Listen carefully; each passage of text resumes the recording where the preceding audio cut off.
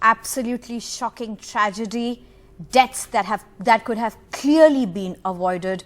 I'm Sneha Koshi, and let's take you through this major story and all the developments around it. NDTV has accessed the Morbi court order on the remand of the accused, while there are 2 more charges added vis-a-vis negligence to endanger public life. Big fish still seem to be on the run. The Oreva top guns have not been questioned, neither arrested. The municipal corporation chief today, though, was questioned for 4 hours. Documents attached to the court's order shows major lapses. Contracts given to Oreva, who further sublet it to Deverakonda Solutions, and both of them were completely inexperienced. Report shows how substandard materials were used. The bridge cables were not even changed. Part of the bridge was just repainted. Bridge floor changed, but no load testing done. Over 130 people dead. Who will pay for this? Ankit Tyagi brings you this terribly sad report from the ground. And no, this isn't the will of God. Let me now show our viewers what it translates to. This is the first time that you'll be seeing on your screen, ladies and gentlemen. We have been talking about the rusted wire. We've been talking about, what the bridge was made of. This is what it looked like. This is the criminal negligence that cost 135 people their lives. This wire is the main wire. This is the other end of the bridge. Yesterday I was at the Darbargar's end, and this time is the Swami Narayan temple end, where the remains of this deadly bridge have been kept. Now, this wire that you see behind me is the main wire on which the entire bridge was hanging. So there were 2 such wires. One is still intact. This is the one that snapped and broke. We were talking about how the police in the report has said that it was rusted. This is the live evidence that I'm showing you how badly rusted this wire is. Look at the coupling. Look at every joint of this wire. Look at every nut and bolt of this wire, which is absolutely rusted. Even the suspenders, from which so basically the bridge, this is the main wire on which there are these suspenders which are put. Look at their condition. They are completely rusted. I move my hand on this like this. This is how it looks like. It completely comes out just with the movement of my hand. The rust you will see here, which is coming out. This is the part of the bridge that broke. And what exactly was done in the name of renovation or in the name of strengthening this bridge? These aluminum, sheets were put on which people were walking. These aluminum sheets were the ones which were put replacing the wooden planks which held this bridge together, on which the people could walk earlier. They were, the base of this was made out of these iron, in fact, it doesn't seem iron, but, this steel material, these steel beams, as to say, these beams have completely been twisted because of the weight. Now, what the team which did this entire renovation, which was Oreva company, which got this contract and subcontracted it to Deverakonda Solutions and Fabricators.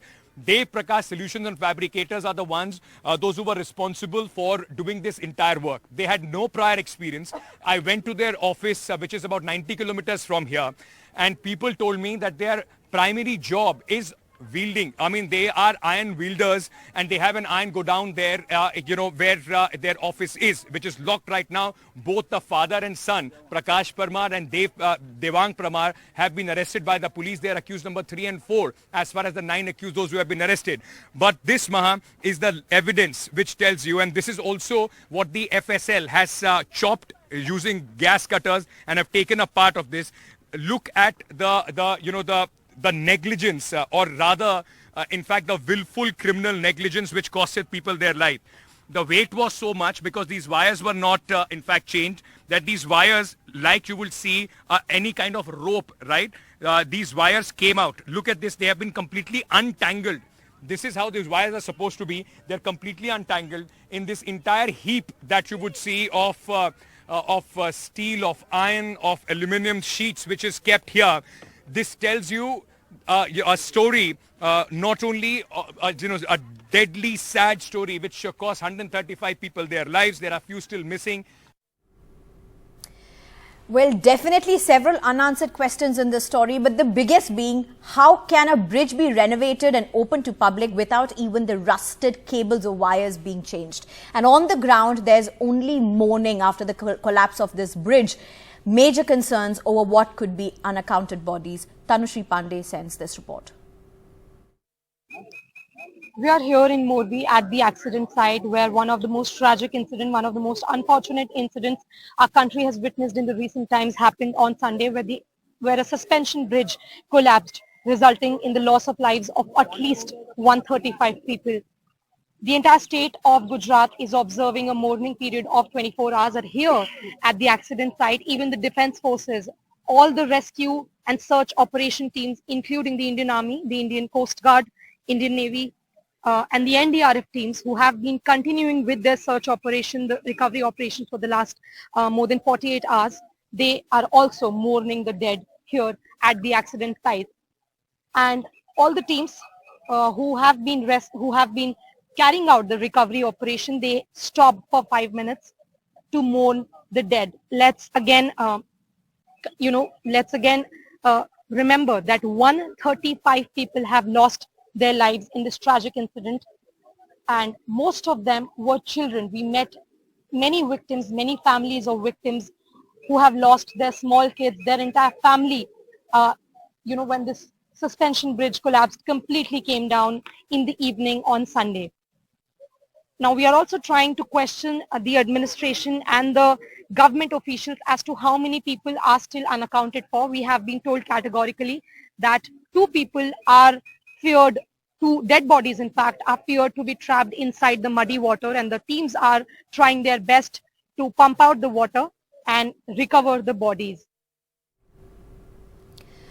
And from Morbi, let's go straight to Rajasthan. It's not all calm within Congress. Sachin Pilot has, in the latest installment of rivalry with Chief Minister Ashok Gehlot, said that Congress MLAs in Rajasthan who revolted against the party must be punished. While speaking to the reporters during a visit to Alwar, Mr. Gehlot urged his party leaders to maintain discipline and refrain from making out-of-turn statements.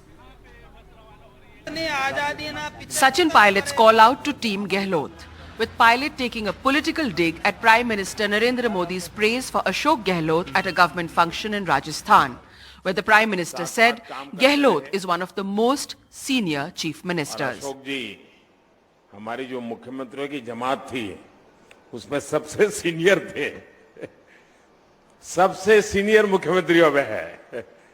प्रधानमंत्री जी ने कल जो बयान दिए, जो बड़ाइयां करी, मैं समझता हूं बड़ा दिलचस्प एक घटनाक्रम है, क्योंकि इसी प्रकार प्रधानमंत्री जी ने सदन के अंदर गुलाम नबी आजाद साहब की बड़ाइयां करी थी, और उसके बाद क्या घटनाक्रम पैदा हुआ हम सब ने देखा है।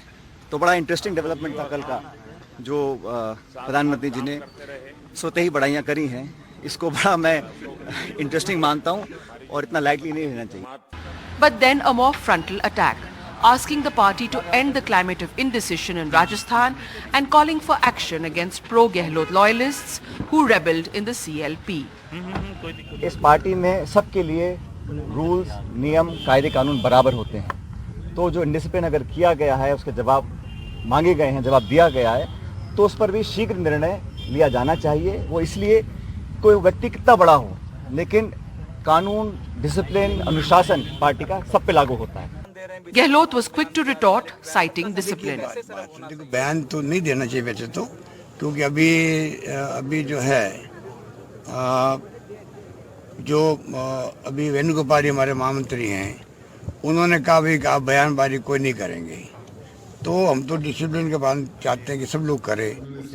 But the restlessness is apparent. MLAs from the pilot camp have been making statements about the leadership change.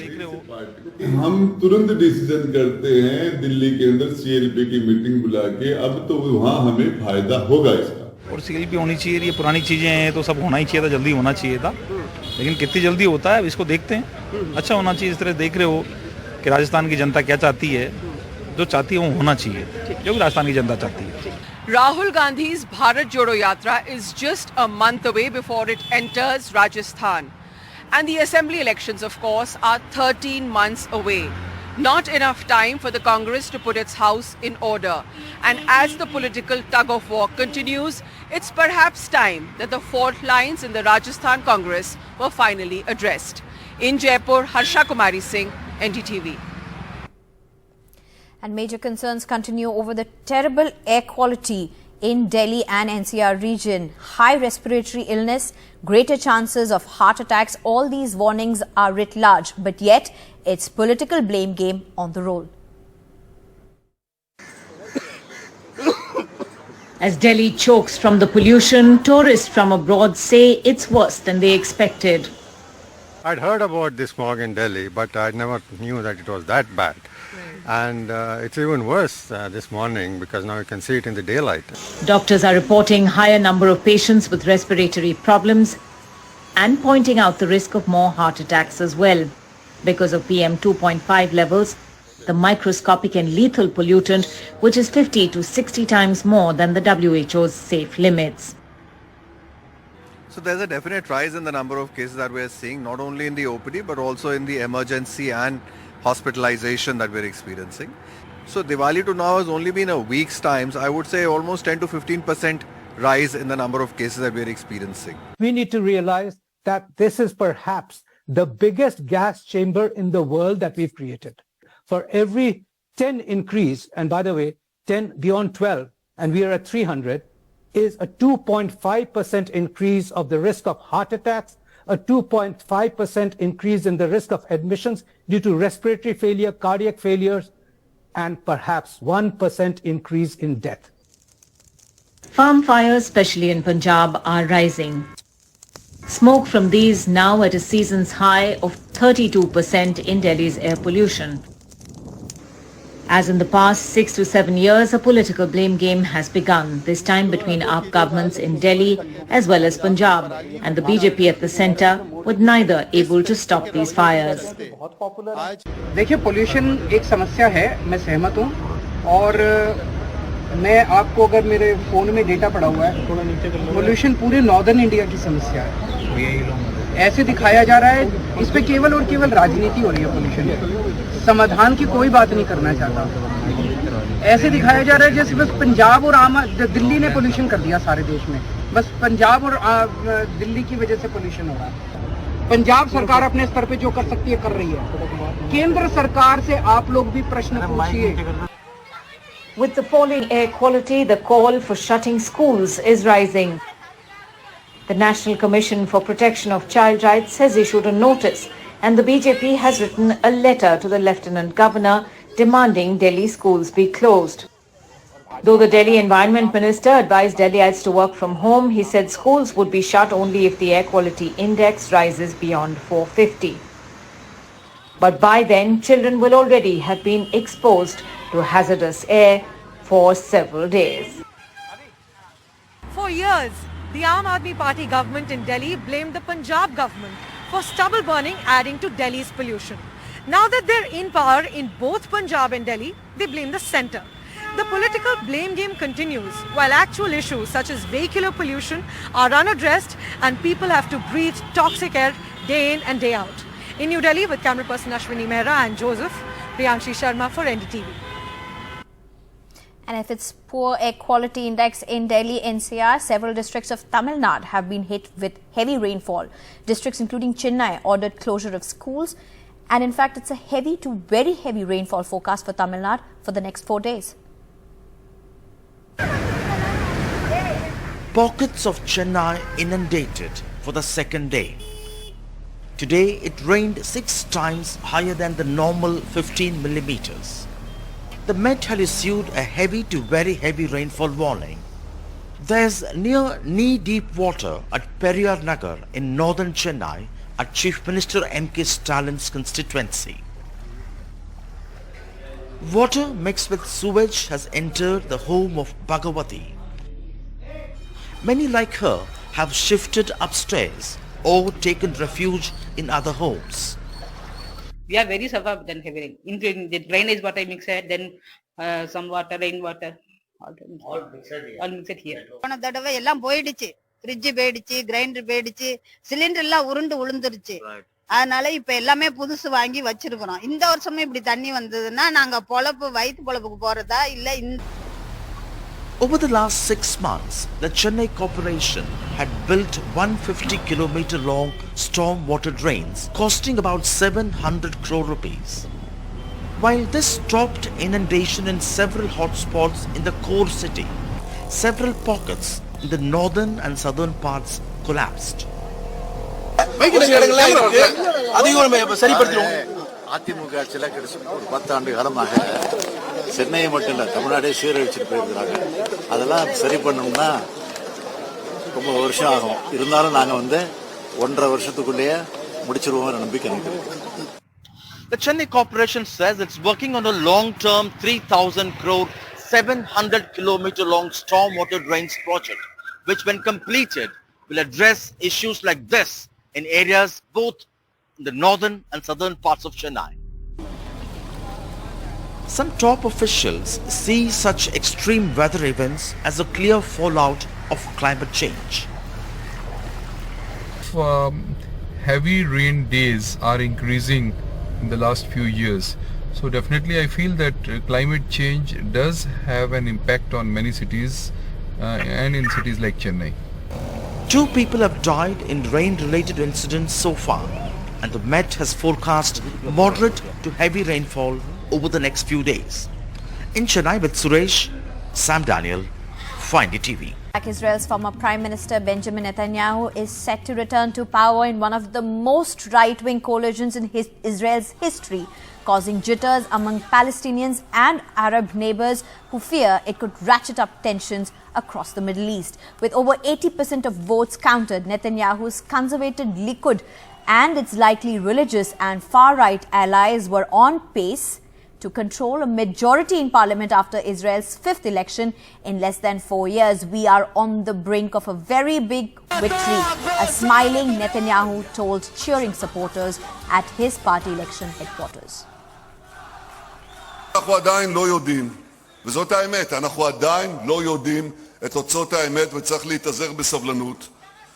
אבל בכל מקרה, אנחנו מבקשים תואר בחירות מלא. אנחנו מבקשים תואר בחירות מלא, כי זהו הבסיס של הדמוקרטיה. And now, of course, something that has been spoken a lot about. Want to buy a blue tick on Twitter?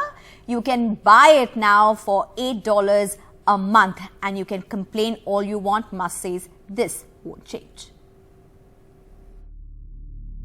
Want to have a blue tick on Twitter? Now you will be able to buy one for $8 a month. Twitter's controversial takeover by billionaire Elon Musk took a new turn as he announced a completely reworked verification system.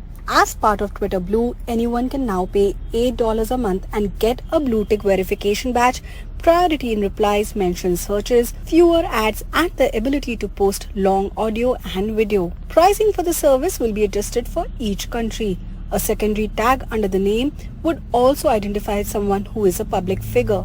But in doing so, it appears that Musk might have alienated a substantial Twitter user base. Amidst concerns about devaluing verification of high-profile celebrities, politicians, journalists, there are concerns over impersonation and misinformation. It means anyone who doesn't pay the $8 a month for the verification risks being impersonated, so anyone can set up a Twitter account in any public figure's name and tweet. Since the announcement, several celebrities like singer Sarah Bareilles, Toni Braxton, wrestler Mick Foley and artist Eric Larson have declared their intent to leave Twitter. It follows an exodus of Twitter employees including Sarah Parsonage, Chief Customer Officer as well as Dalana Brand, the Chief People and Diversity Officer. Additionally, Twitter's Chief Marketing Officer, VP of Global Sales, Advertising and Marketing Chiefs have also quit the company. While Elon Musk wants to make free speech a priority on the platform, it risks amplifying hate speech, trolls and right-wing narratives. Experts say that balancing the right and left-leaning content has been tricky but is key to the platform's survival. However, Musk's platform-wide moves threaten that balance and risk making the platform toxic to advertisers. Rubina Mungia, NDTV.